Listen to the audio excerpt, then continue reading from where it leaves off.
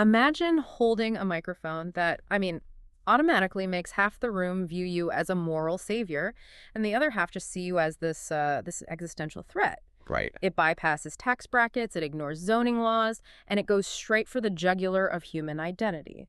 That's the exact power of using religious language in modern politics. Yeah, it completely alters the gravity of the whole debate because suddenly you aren't just arguing over the machinery of government Right. or like infrastructure budgets. Exactly. You are arguing over souls, over morality, and these ultimate absolute truths.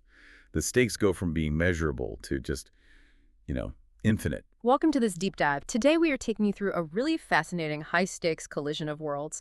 Our guide for this is an in-depth analytical document titled Eingefügter Text, which just translates to inserted text. Right, and it's important to know this isn't just some opinion piece. Not at all. It cross-references a massive stack of materials, pulling from PolitiFact, CNN, AP News, the Vatican, and even, ancient biblical texts. The mission here is to examine a very specific case study. Which is the political rhetoric and actions of U.S. Vice President JD Vance. Exactly.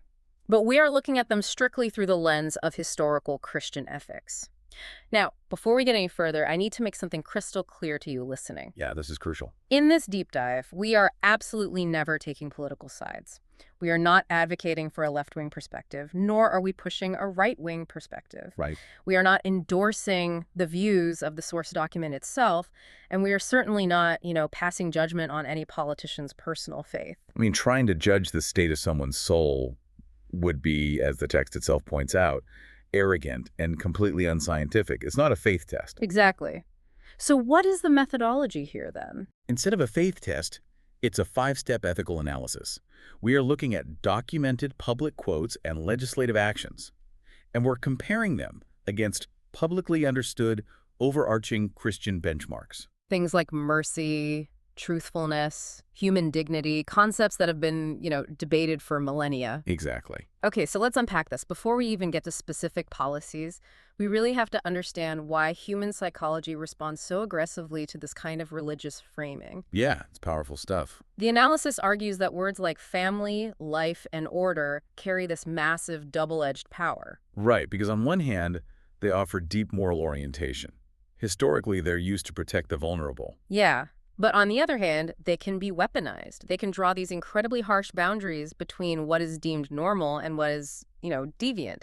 It's basically like bringing a megaphone to a whispering contest. Oh, that's a great way to put it. It instantly raises the moral stakes of whatever you're saying. It creates this very stark in-group and out-group dynamic that's fueled by a sense of divine justification. And what's fascinating here is how that megaphone was acquired in this specific case study. The Associated Press described Vance's 2019 Catholic conversion not just as, like, a private spiritual awakening, Right. but as an event that provided him with a comprehensive worldview. It gave him a structured framework to understand social decay, institutional failure, and, well, bad behavior. So the core tension we're exploring is how that worldview is actually deployed out in public square. Exactly. Is this powerful religious megaphone being used as a language of protection, asking who is hurt? Or is it being used as a language of boundary drawing, dictating who doesn't belong? And we see that tension immediately when we look at how the concept of family is used to define political legitimacy. Oh, right. The most prominent example the text brings up is that 2021 Fox News interview. This is where the phrase childless cat ladies was directed at figures like Kamala Harris, Pete Buttigieg, and Alexandria Ocasio-Cortez. I remember that making massive headlines. Yeah, it characterized them as miserable and claimed they lacked a direct stake in the country's future. And it wasn't just an isolated comment, right? Because the analysis also highlights a critique made of Randi Weingarten, the head of the American Federation of Teachers. Yes, the argument there was that because she, quote, doesn't have a single child, she should leave other people's children alone. Wow. And there was even that floated idea of giving parents extra voting power to reflect their supposedly greater stake in the future. Now, think about the logical leap happening there. It essentially equates biological reproduction directly with civic virtue and political legitimacy. Which runs into a massive theological wall, actually. How so? Well, the document outlines the historical Christian counter-perspective here. It references the Vatican's declaration, Dignitas Infinita. Okay. That text explicitly states that human dignity is non-conditional. It applies beyond all circumstances. So while the Christian tradition obviously heavily values the biological family, Right, of course. the New Testament categorically does not make biological parenthood a prerequisite for human worth or societal value. It's actually a bit of a historical irony when you think about it. I mean, Jesus himself didn't form a bourgeois biological family, Exactly. and the Apostle Paul famously valued celibacy. So if you tie a person's stake in the future directly to their reproductive status, you are creating this conditional system of worth. Yes. And honestly, it just ignores the reality of how society functions. We all know exhausted parents who barely have time to read the news, let alone shape the future of the nation. Right, exactly. While, a childless adult might be dedicating their entire life to public service or teaching. And this brings up a brilliant concept from the German text, Verantwortung, which loosely translates to a responsibility of care. A responsibility of care. I like that. Yeah, true Christian morality, the analysis argues, actually expands the concept of responsibility way beyond just the biological. Oh, wow. So, like, a childless social worker or a dedicated middle school teacher could be fulfilling that? Exactly. They might bear far more daily, concrete responsibility for the next generation than, say, a biological parent who neglects their duties. So true Christian ethics views the family as a space of care that expands outward. It's supposed to be a sanctuary. Yes. But when you use the concept of family to delegitimize the childless, you essentially turn a concept of sanctuary into a weapon of exclusion. Right. But tying worth to biological parenting doesn't just alienate teachers and neighbors.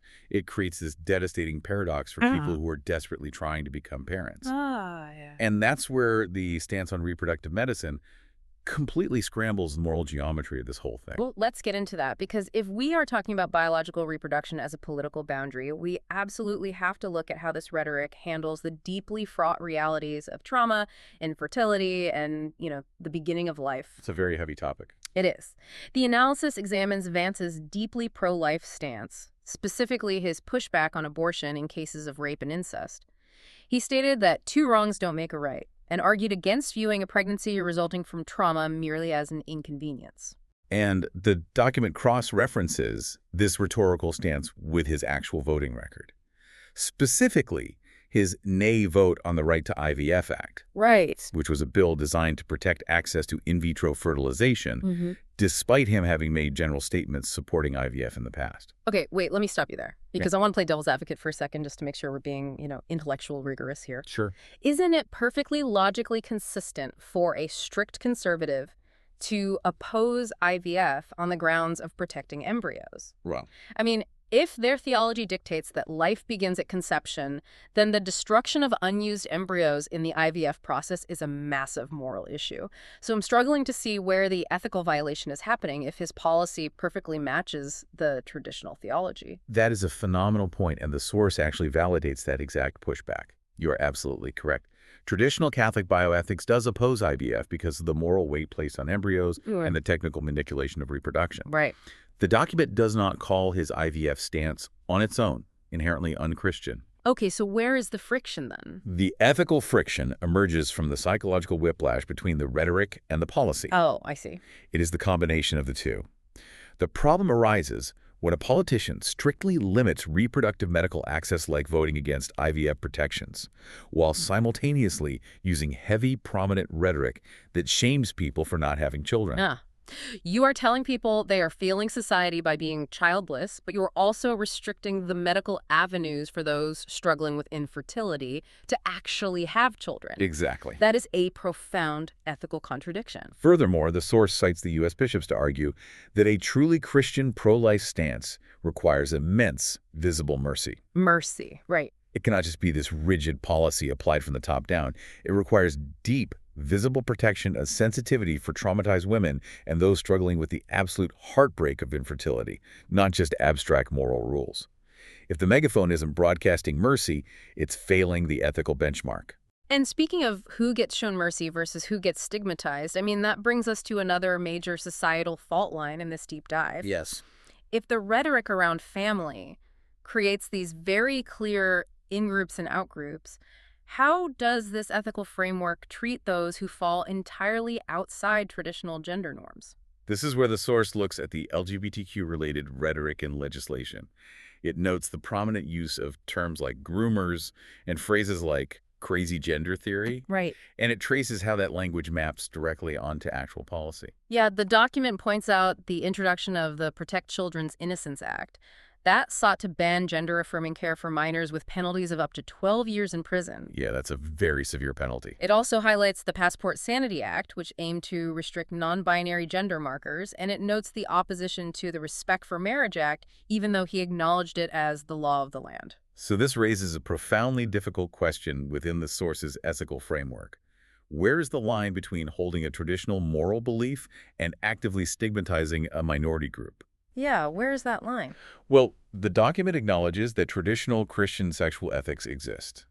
I mean, denying that would be intellectually dishonest. Of course. But the ethical analysis pivots to focus on the effect of the language used in the public sphere. There's actually a really fascinating connection here to the book of James in the New Testament. The analysis quotes the verse, "The tongue is a fire." Oh, yes? It warns against the deep theological contradiction of using the exact same mouth to praise God and then to curse human beings who are made in the image of God. Because using a highly loaded associative term like groomer to describe LGBTQ individuals or their advocates, that crosses a massive ethical line. It stops being a debate about traditional marriage or gender roles. Right. It moves from, I disagree with your lifestyle, to just stripping away fundamental human dignity. Precisely. By placing an entire minority group under the blanket suspicion of child abuse, without any proof of individual guilt, you aren't just engaging in a culture war. You are actively endangering people's lives.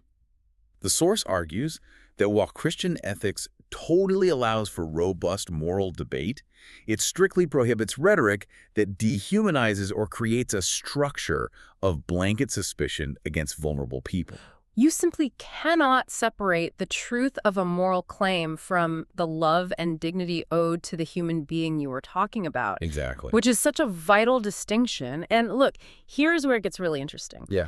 Because the source saves its absolute sharpest critique for the treatment of the ultimate outsider in political narratives, the immigrant. This is a huge piece of the analysis. It brings us to a total collision between political storytelling and the fundamental concept of truth. I mean, think about the last time you scrolled through your newsfeed during an election cycle, right? The immigrant is almost always the focal point of the heaviest rhetoric. The document examines the immense controversy surrounding Springfield, Ohio, in depth. Right. It details the amplification of claims that Haitian immigrants were stealing and eating local pets and causing massive spikes in communicable diseases like TB and HIV.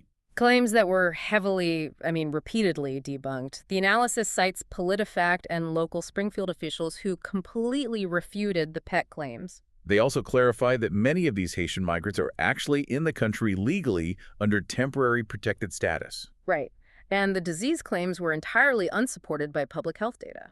So the source then focuses on the mechanics of why those stories were spread in the first place, highlighting a specific CNN interview. Oh, the one where he was pressed on these debunked claims? Exactly.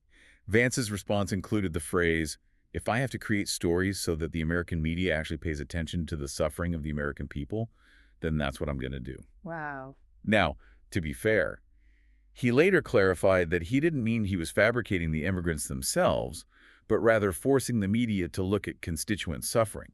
Okay, but I'm looking at this through the lens of the ethical framework we've been discussing. And even with that clarification, it's an ethical earthquake. Oh, absolutely. Look, let's be real. Municipal strain is a real thing. Rapid immigration can absolutely stress local schools, housing markets, and hospitals.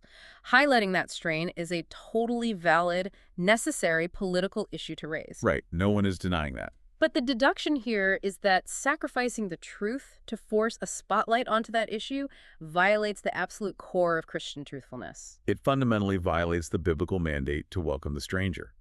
The analysis brings in Matthew 25, where Christ says, "I was a stranger and you took me in." Yeah. It also looks at the parable of the Good Samaritan. The entire point of that parable, which really shocked its original audience, by the way, is that your neighbor isn't defined by shared ethnicity, shared nationality, or legal status. No, your neighbor is simply the person who is vulnerable and in need of mercy. The document even brings in Pope Francis's encyclical Fratelli Tutti to drive this home. Right, where Pope Francis argues that true love of neighbor doesn't check someone's passport first. Yes. The source argues that linking a vulnerable minority group to visceral narratives of disease, criminality, and impurity It taps into historic, highly dangerous patterns of dehumanization. So, from a Christian ethical standpoint, truth isn't just a matter of checking if your spreadsheet data is perfectly accurate. It's a relational concept. It is entirely relational. Well, The biblical commandment isn't just do not lie. It is thou shalt not bear false witness against thy neighbor. against thy neighbor, right? It's about harm. If you create or amplify a story that endangers a marginalized group, even if your ultimate political goal is to highlight a real municipal problem, you have failed the ethical test of truthfulness and neighborly love. You've essentially sacrificed the vulnerable person for the sake of the political narrative. Ex- Well, we have covered incredible ground today. We've explored how family is used as a boundary, the ethical whiplash of pro-life rhetoric combined with IVF policy, the profound danger of stigmatization in the culture wars, and how political narratives treat the immigrant. That's a lot to take in. It is. But to synthesize all of this for you listening, this analysis gives us a powerful, enduring framework that you can apply to evaluate any politician's rhetoric, regardless of what party they belong to. Because it really boils down to one critical overarching distinction. Right. The document concludes by asking us to evaluate whether religious language is being wielded as a language of protection or a language of boundaries. A language of protection uses that megaphone we talked about to ask, who is hurt? Who needs help? Who is being overlooked or endangered by false statements? It uses the sacred weight of faith to call for mercy and expand the circle of care. Whereas a language of boundaries asks, who doesn't belong? Who is the enemy? Yeah. Who is morally deficient? It uses the exact same megaphone, the exact same sacred vocabulary, to draw harsh lines of exclusion, suspicion, and fear. And the source's ultimate warning is that when Christian language is used primarily to enforce boundaries and win culture wars, it loses its prophetic, critical power. It ceases to be faith and just becomes another cynical tool of political dominance. Which leaves you with the final, really provocative thought to mull over as you go about your day. Think back to that image we started with, bringing a megaphone to a whispering contest. Right. If political leaders across the globe, whether they are on the left, the right, or the center, increasingly use the sacred, heavy language of faith merely to draw battle lines, what happens to the core message of that faith over time? It is a profound question of legacy. When you weaponize the sacred to win an election today, you risk secularizing it completely for tomorrow. Exactly. Will future generations even recognize concepts like family, truth, and mercy as symbols of deep spiritual belief? Or will they look back and only remember them as the historical weapons of a 21st century political culture war? Something to keep in mind the next time you hear a politician pick up that megaphone.